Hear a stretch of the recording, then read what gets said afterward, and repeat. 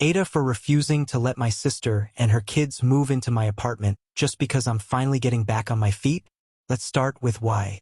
For the first time in what feels like forever, I wake up without a knot in my stomach. No noise from strangers in the hallway, no worrying about how I'll make rent, no guilt for taking up space on someone's couch. Just quiet, just mine. That peace is fragile, though, and lately I feel it cracking. A few weeks ago, my sister called me in tears. She's being evicted. Her partner's out of the picture again. She's scared, broke, and has 2 little kids. She asked if she and the kids could stay with me, just for a little while, until she gets back on her feet. And I told her no. Now my phone's been blowing up. Family group chats turned into battlegrounds. A cousin texted me, "Really? You of all people should understand what she's going through." Another wrote, "It's just a few kids. You have space. You think you're too good now. And maybe they're right. Maybe I should understand." I do understand. But here's the thing they don't see. This apartment isn't just an apartment. It's the finish line of a personal marathon no one else was running with me. Saying no to my sister wasn't about being selfish. It was about not undoing everything I've fought tooth and nail to rebuild. Still, it hurts. It makes me doubt myself. So Reddit, AITA for refusing to let my sister and her kids move into my apartment, even though I know what it's like to have nowhere else to go. To really understand why I said no, you'd have to understand where I've been. And honestly, I don't like talking about it much. Not because I'm ashamed anymore, but because it's like peeling off a scab that finally stopped bleeding. 3 years ago, I lost everything. Not in a poetic, I hit a rough patch kind of way. I mean everything: my job, my apartment, my savings, and if I'm being real, my sense of self. It started with a layoff. I was working in a mid-level operations role at a logistics company, not glamorous but stable. Until it wasn't. The company downsized, and my department was wiped clean.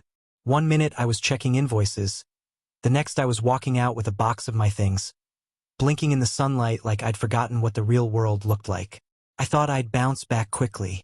I had savings, a decent resume, some contacts. But that was right when everything started getting more expensive. Rent, groceries, even the bus.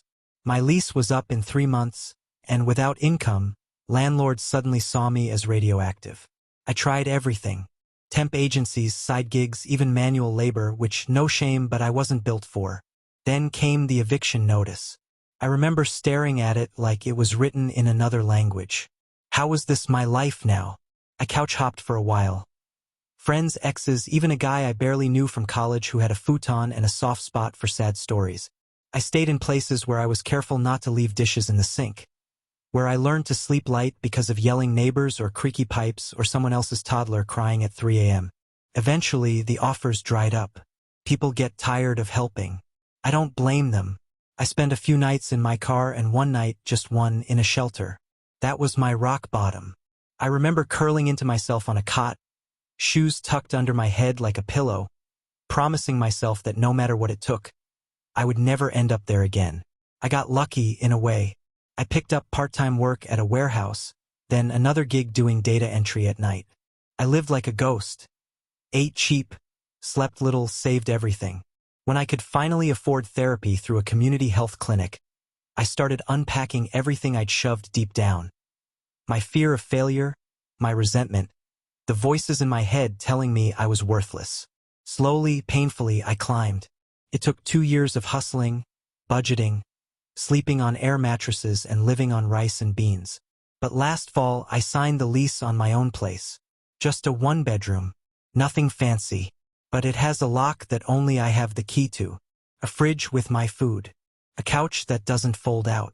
I cried the first night I slept there. Not because I was sad, but because I didn't have to sleep with one eye open anymore. That's what I mean when I say this apartment isn't just an apartment. It's peace. It's stability. It's proof that I can build a life from rubble. So when my sister called, part of me flashed right back to that cot in the shelter. And another part of me, the stronger part, remembered what it cost me to climb out. My sister, Lila, and I have always had a complicated kind of closeness. We grew up in the same house, but it often felt like we were living different lives.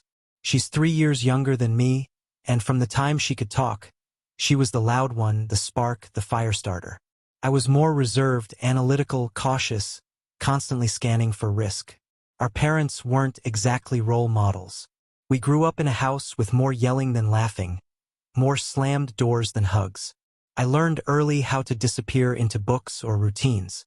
Lila learned how to charm her way out of trouble. As kids, we stuck together. It was us against the chaos. But as adults, our paths started to splinter. Lila became a mother young, barely 20. The father wasn't really in the picture, and she never finished school. She bounced between jobs and boyfriends, sometimes both changing in the same month. Her life has always felt like a fast-moving river, and she's learned how to ride the current, even if it crashes her into rocks along the way. I've always been the one she calls when things fall apart. There was the time she needed money for rent after her third roommate bailed. I drained my emergency fund and Venmo'd it without hesitation. Or the time she broke up with her boyfriend and needed help moving, on a weekday with no notice. I left work early and carried boxes in the rain. I've babysat her kids, sat with her in ERs, helped her apply for benefits, and once even co-signed a lease I couldn't afford. When I fell apart, though, she wasn't there. It's not that she didn't care. She just didn't know how to show up for someone when she was barely holding herself together. To be fair, she did try in small ways. A thinking of you text, an invite to dinner when she had food to share. But when I was crashing on couches and rationing gas money, she wasn't in a position to offer help, and I never asked. I didn't want her to feel obligated. I didn't want to add weight to someone already treading water. Still, there's a part of me that can't forget the imbalance. That every time I've put out a fire in her life, it's only taken a spark for mine to burn down. And that part of me, resentful or protective or maybe just tired, is the one that stood up when she called this time. That's what makes this so damn hard. Because I love my sister. I love my nieces. They're innocent. They didn't choose instability. I know that letting them stay here would mean warm beds, clean clothes, maybe even calm nights for a while. But I also know what it would mean for me. Walking on eggshells again. Disrupted routines. Emotional landmines. The mental load of being a support system for 3 people when I'm barely learning how to support myself. And I know Lila. I know how just a few weeks turns into months. How we'll stay out of your way turns into snacks disappearing, arguments over the thermostat, and tension simmering like a kettle always close to boiling. This isn't about punishing her. It's about protecting something fragile and hard-won. My peace, my progress, and maybe, finally, my right to say no. It was a Tuesday night when she called. I remember because I just sat down with a bowl of chili I'd made in my tiny slow cooker, my first real attempt at meal prepping like an adult. The apartment smelled like cumin and tomatoes. My windows were open. I'd even lit a candle. When I saw her name flash across my phone, I hesitated for a second before answering. Not because I didn't want to talk to her, but because I've learned that Lila rarely calls just to chat.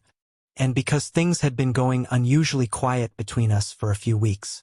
"Hey," I said, picking up. She didn't even bother with a greeting. Her voice was already shaking. "I don't know what to do," she said.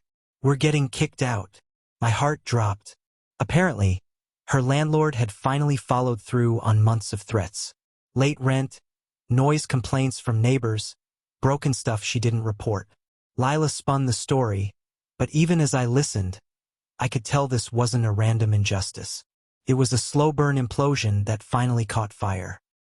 "He said we have until Friday," she said, "and I don't have anywhere else to go." There was silence, the kind that sits heavy and expectant. I could hear one of the kids in the background, asking for juice. And then she said it.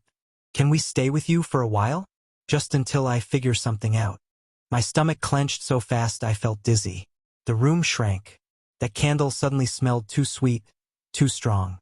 The chili sat forgotten in my lap. I didn't answer right away. In my mind, I was already jumping ahead. 3 people in my 1-bedroom apartment.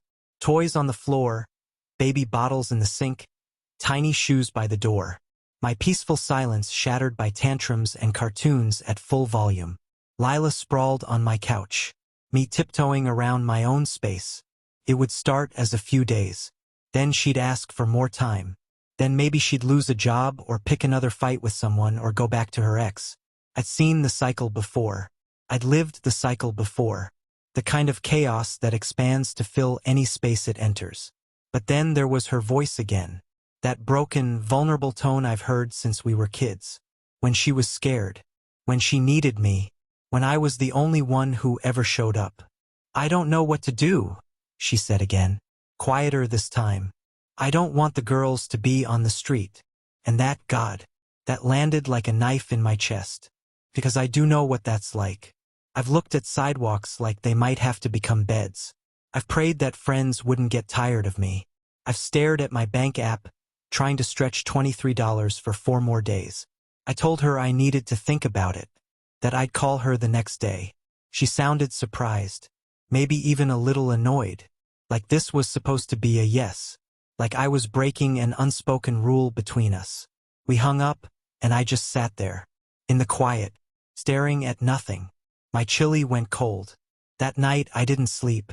I lay on my back, staring at the ceiling, hearing echoes of my own lowest moments, wondering if I was a terrible sister, wondering if I could live with myself if I said no, wondering if I could live with myself if I said yes. It didn't feel like a choice. It felt like a test I hadn't studied for. I gave myself 24 hours to decide. I walked around my apartment like it wasn't mine anymore, like I was already sharing it again. I imagined where the kids would sleep.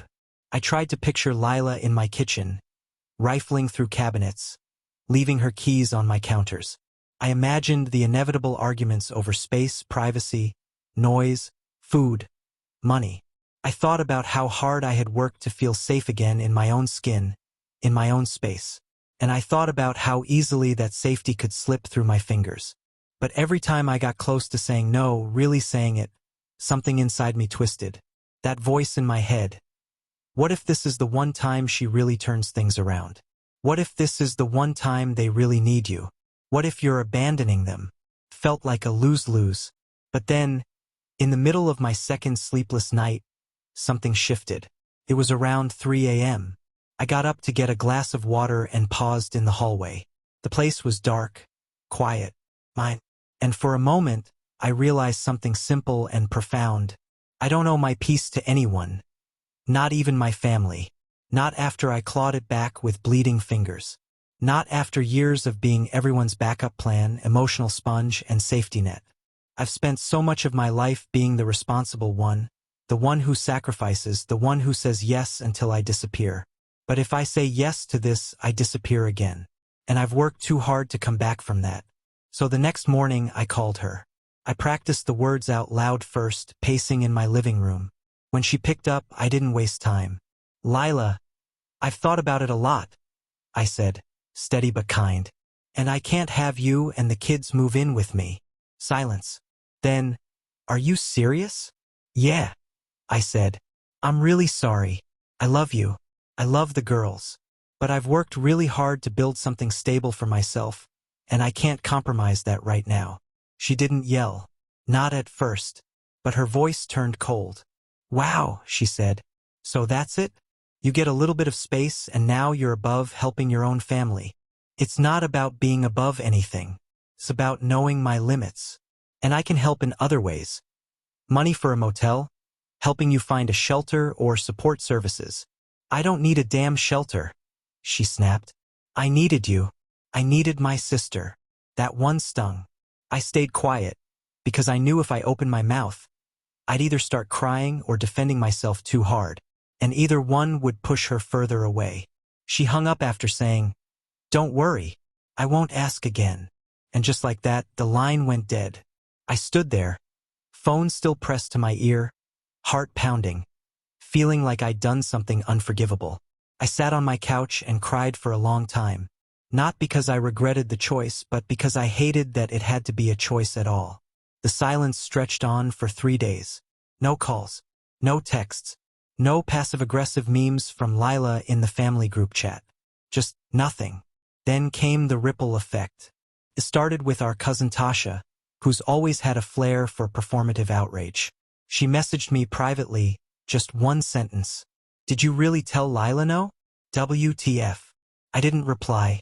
Then my uncle, who barely spoke to me during the entire time I was struggling, texted me with a guilt-dipped reminder of family values. We help each other. Always. I thought you knew better than this. A few aunts weighed in on Facebook with vague statuses about how some people forget where they came from. No names, but enough subtext to sting. Some messages were less aggressive but just as heavy. You do have a couch, right? It's not like they'd be there forever. They're kids, come on. And yeah, I do have a couch. And no, it wouldn't be forever. But that's not the point, is it? The point is that I knew what I could handle. And I said it out loud. And apparently that made me the villain. I tried not to let it get to me, but I'd be lying if I said I didn't second-guess myself every single day that first week. At night, I'd lie in bed and wonder if I was heartless. I'd imagine my nieces sleeping in the back seat of a car, and my chest would tighten like a vice. I couldn't even enjoy the silence in my apartment. It felt too loud with guilt, too still with imagined judgment. So I did what I could. I sent Lila a list of local resources, family shelters, programs that help single moms, community groups with emergency housing stipends. I even offered to cover the first few nights at a budget motel, just to buy her time. She never replied. I found out later through Tasha that she went to stay with an old friend in another part of town. Not ideal, but not the street either. The kids were okay. That helped me breathe again, just a little. What surprised me, though, was who didn't pile on. My mom, who I expected to tear into me, didn't say much at all. Just a short message that read, "Sometimes love looks like no. I hope she understands that one day." And my friend Marcus, the one who let me sleep on his couch for a month when I was between jobs, sent me a voice note that nearly made me cry. "Proud of you for setting a boundary. I know that wasn't easy, but you chose growth. Don't let anyone make you feel small for that." That helped. So did the small routines. Lighting a candle again. Cooking dinner without stepping over toys. Sitting in my own quiet space and just being, without anyone needing something from me. The guilt didn't vanish overnight. It still lingers, especially when I see pictures of my nieces on social media or hear about how hard Lila's got it right now. But the shame? That's faded. I made a choice to protect my peace, and every day that I wake up without the weight of chaos on my chest, I feel a little stronger in that choice. This wasn't a betrayal. It was survival. It didn't happen all at once. There was no grand epiphany, no glowing montage of me rising from the ashes with theme music behind me. Healing never works that way, at least not for me. Came in small, quiet moments, almost unnoticeable unless I was paying attention. Like the first time I walked into my apartment after work and actually looked around. No toys scattered. No dishes stacked.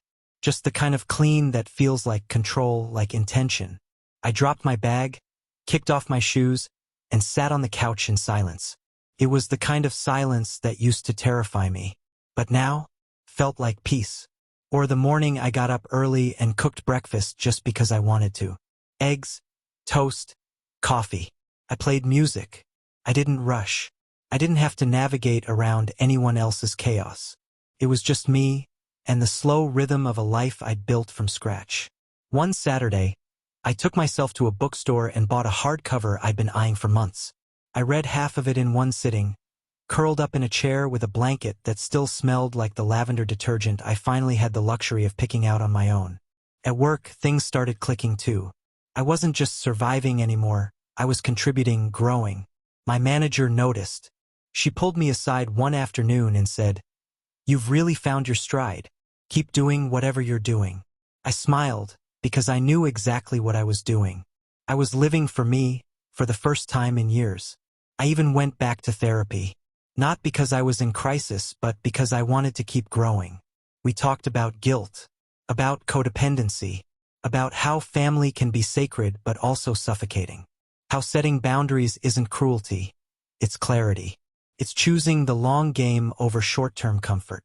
We talked about how I'd spent years being the emergency contact for people who wouldn't have picked up the phone if I was the one calling. And I started to forgive myself, not just for saying no to Lila, but for all the times I'd said yes when I didn't want to. For all the times I made myself small to fit into someone else's mess. Lila and I still aren't back to where we were. The distance between us remains, but it no longer feels hostile. Just necessary. I did get a text from her a few weeks ago. A photo of the girls at a park, both of them smiling, wind-blown and bright-eyed. No caption, just the image. I stared at it for a long time. Then I replied, "They look happy. I hope you're okay." She just sent back a heart emoji. And that was enough. Maybe she's not ready to forgive me. Maybe she never will. But I'm learning to live with that. Because what I did, what I chose, wasn't about turning my back on her. It was about finally turning toward myself. So here I am, still in my little apartment, still building, still learning what it means to choose myself without apology. I don't have everything figured out, and I'm not pretending this decision was easy. It wasn't. I think about Lila and the kids often. I think about what it would have looked like if I'd said yes. I imagine the tension, the exhaustion, the emotional unraveling that would have followed. And sometimes, I still feel the sting of guilt. That kind of guilt doesn't vanish. It just learns how to sit more quietly in the back row. But here's what I know now. You can love someone deeply and still say no to them.